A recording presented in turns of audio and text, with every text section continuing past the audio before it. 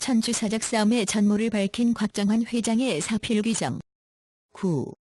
섭리적 갈등 확산. 현진님이 몬타나에 집거하면서 모든 상황은 정리된 것 같이 보였습니다.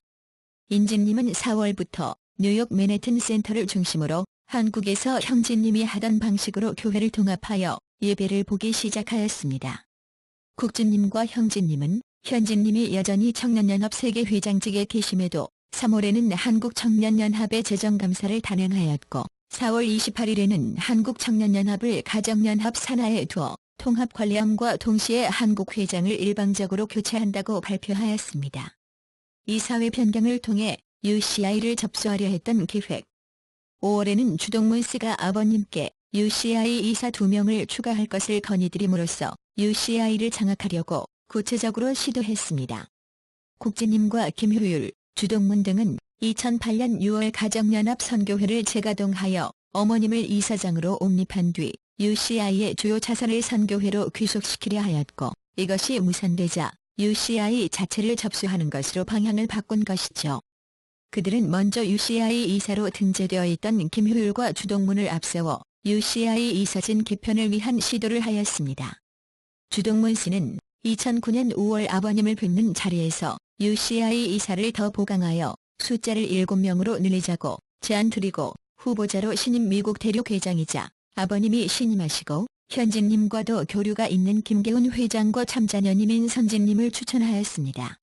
이것은 일견 현진님을 위한 배려로 보였지만 UCI에서 현진님을 몰아내기 위한 교활한 술책과 전략이 숨은 제안이었습니다. 미국 통일교회 이사회 파동에 이어 UCI 이사회까지 이야기가 나오자 아버님은 왜 자꾸 이사회를 갖고 그러냐며 역정을 내셨습니다. 그러자 옆에 계시던 어머님께서 주동문을 거들었다고 합니다. 결국 아버님은 김계훈 회장에게 현진님을 만나보라고 지시 내렸고, 김계훈 회장과 주동문 씨는 하루 간격으로 몬태나로 직접 찾아와 현진님을 만나고 돌아갔습니다. 주동문 씨는 현진님이 속마음을 터놓고 이야기한 말씀을 자기 주관적인 생각을 덧붙여 한국으로 돌아갔습니다. 이후 아버님 주변에서는 현진님이 아버님과 경쟁하고 자신을 새로운 메시아라고 한다는 말이 돌기 시작했습니다. 이사회 보강을 위한 그들의 제안이 현진님 쪽에 먹혀들지 않자 김효율과 주동문은 2009년 7월 9일 이사 2명을 추가 선임하기 위한 UCI 이사회를 소집하였습니다. 그러나 다른 이사들이 불응함으로써 이사회는 무산되었습니다. 현진님은 7월 30일부터 8월 7일에 걸쳐 남미 파라과이와 브라질을 방문하게 됐습니다. 1년 반가량 투입해온 파라과이 기반을 점검하고 푸에르토 카사도에 있는 참부모님 공관을 다시 오픈할 예정이었죠. 그런데 8월 2일 파라과이의 푸에르토 카사도로 향하는 비행기 안에서 카사도시의 참부모님 공관을 둘러싸고 발생한 소요 사태에 대한 보고를 받았습니다. 결국 방문 계획을 취소하고 다른 지역을 돌아보는 것으로 일정을 변경하였습니다. 사건 발생 즉시 사태가 일어난 배경에 한국재단이 관련되어 있다는 정황들이 드러났습니다. 이후 약 한 달간에 걸쳐 조사가 진행되었습니다.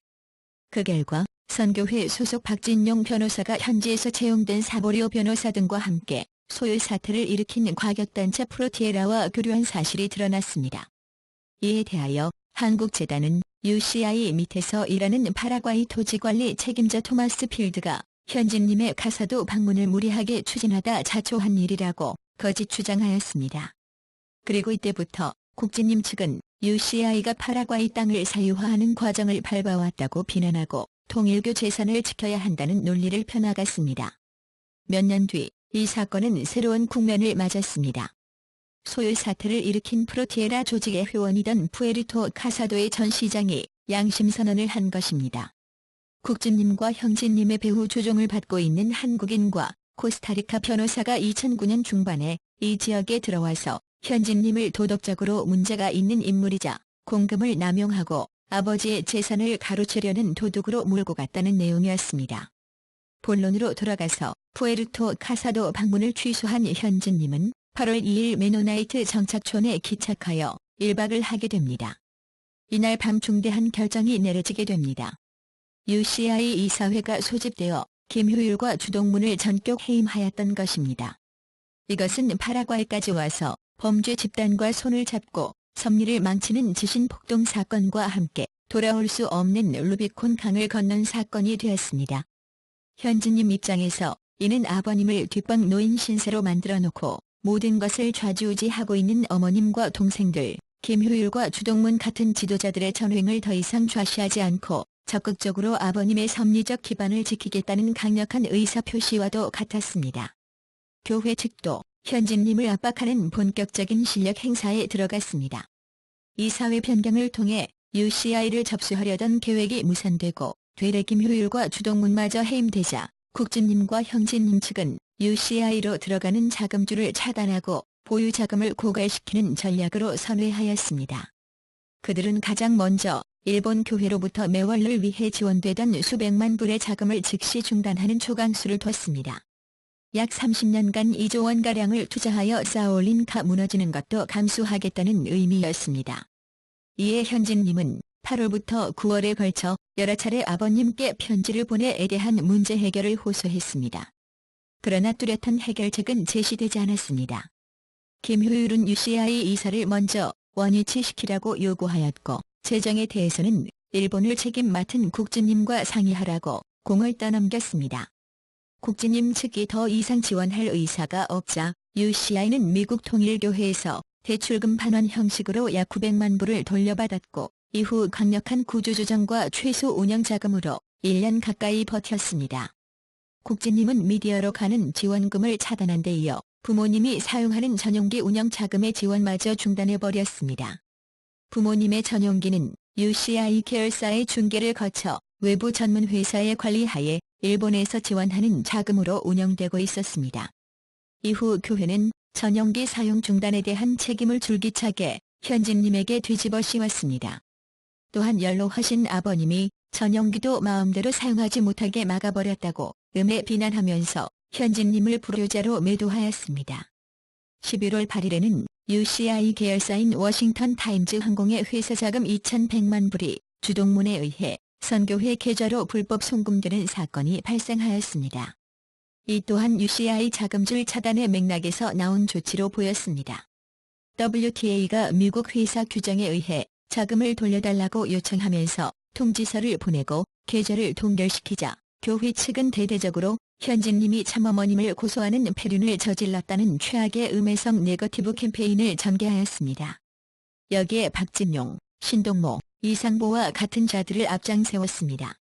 이들을 비롯한 다른 교권과 지도자들이 오늘에 이르기까지 다른 자녀님들의 진짜 일탈행위들에 대해서는 왜 벙어리가 되었는지 궁금하네요. 특히 남미 대주회장 신동모는 2010년 3월경 현진님의 케냐 방문 활동을 비난한 가면이라는 글에서 참어머님을 빚쟁이로 만들어버렸습니다. 설마 아들이 어머니를 감히 참어머님을 고소한 그들 이라는 노골적인 표현도 서슴지 않았습니다. 한국과 미국의 변화들. 한국은 완전히 국진님 세상이 되고 있었습니다. 9월 2일 저는 선문대학원 재단 이사장 자리에서도 물러나게 되었습니다. 한국에 갖고 있던 마지막 공적 직함이었지요. 이만 바로 다음 날 한국재단에서 파견된 여러 명의 감사가 대학과 산하중고등학교에 들이닥쳤습니다. 꼬투리 하나라도 잡으려고 제 주변을 이 잡듯 뒤졌답니다. 그러나 선문대 돈으로 사법비 하나 쓴 게 없으니 뭐가 나올 리가 없지요. 그것은 예고편에 불과했습니다. 후일 저를 향해 무차별 소송이 쏟아져 들어오기 시작했으니 말이지요. 국진님은 제 후임으로 석준호 이사장과 방영섭 상임이사를 보냈습니다. 방 이사는 인수인계 과정에서 한국재단에서 연봉 2억을 받았다 하면서 그에 준하는 예우를 요구해왔습니다. 선문대에서 그렇게 많은 급여를 줄 수가 없을 텐데 싶더군요. 그러나 더 이상 제 소관 사항이 아니기 때문에 홀가분한 마음으로 마지막 공직을 내려놓았습니다. 미국에서는 인진님의 목표가 점차 기형적인 형태로 발전하고 있었습니다. 형진님과 인진님은 LA와 시카고, 워싱턴 DC를 거쳐 9월 6일 뉴욕에서 합동 예배를 가졌는데 인진님은 자신의 두 번째 21주 사역을 출발한다고 광고하면서 9월 6일부터 미국 통일교 산하 모든 교회들은 21주 동안 매주 1차 21주 예배 비디오를 시청하는 예배 캠페인에 들어간다고 하였습니다.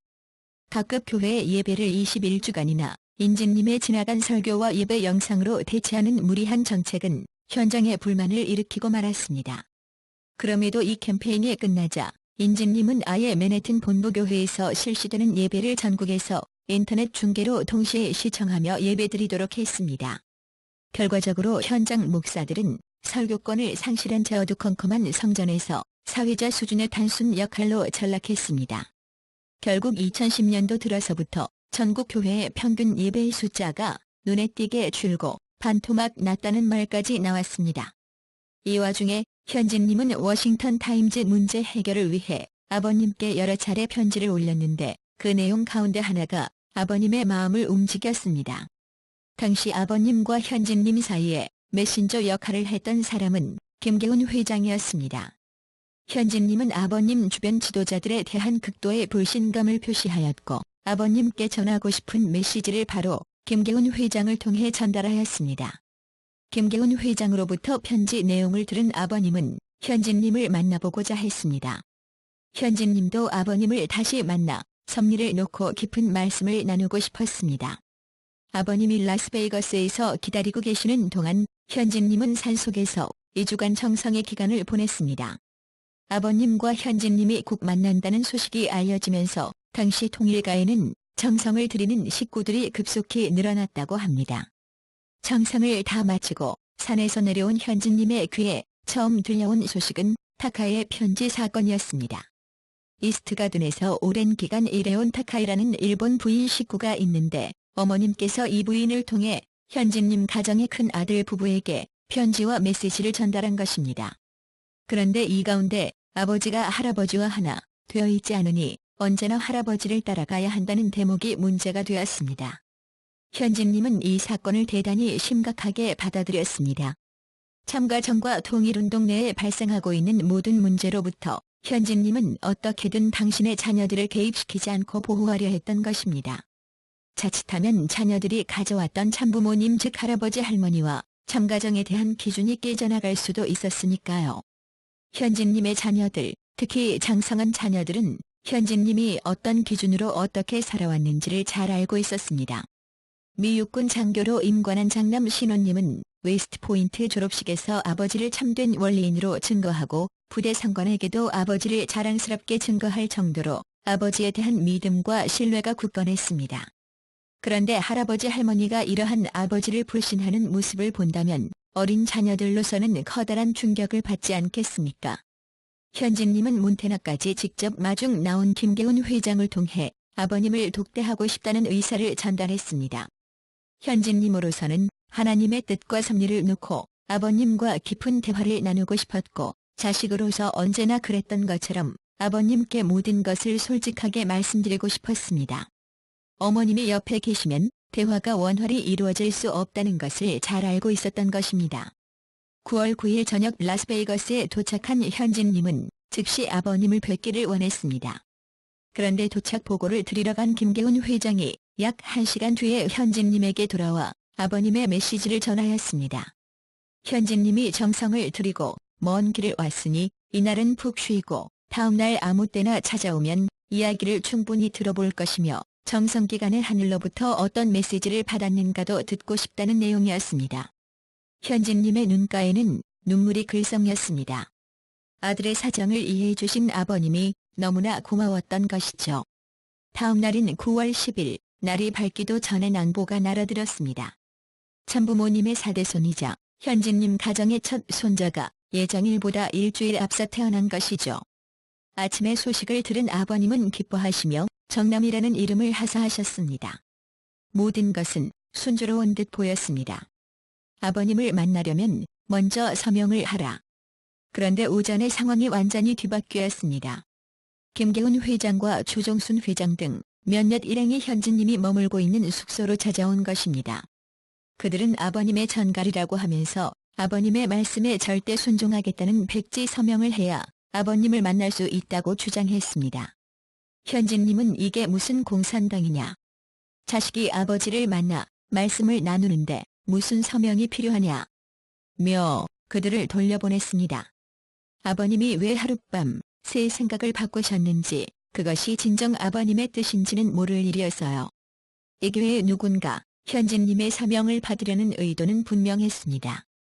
그날 만남의 결과와 상관없이 필요에 따라 언제라도 이 서명을 활용할 속셈이었고, 특히 은밀하게 준비해온 법적 소송을 위해 그것을 어떠한 근거로 삼을 속셈이었겠지요. 현진님이 그런 얄팍한 수단을 눈치 못 챌 리 없었습니다. 대주회장을 역임한 통일가 최고 지도자들을 시켜 서명을 받아오라고 한 분은 아버님을 만나지 않고 그냥 돌아가던가 아니면 가진 것을 다 내놓겠다고 서명을 하고 아버님을 만나든가 둘 중에 하나를 선택하라고 종용한 분은 바로 어머님이었던 것입니다. 아버님의 사자라고 하는 사람들이 또 다시 현진님을 찾아왔습니다. 그리고 난처한 표정으로 똑같은 내용만 전달했습니다. 하지만 현진님은 끝내 서명을 하지 않으셨습니다. 그들이 돌아간 뒤로 아무런 연락이 없이 하루가 다 지나가고 있었습니다.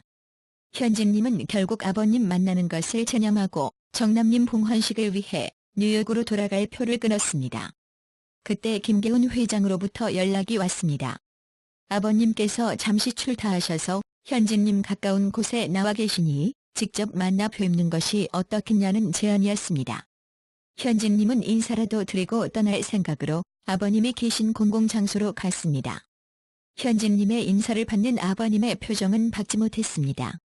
아버님은 가까운 곳에 떨어져 계시던 어머님을 부르셨고, 부모님은 잠시 쉬고자 준비해놓은 호텔 객실로 올라가셨습니다.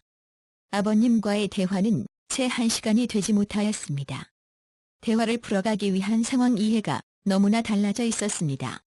결국 현진님이 다음에 다시 찾아뵙겠다고 말씀드리고 자리에서 일어나려고 했습니다.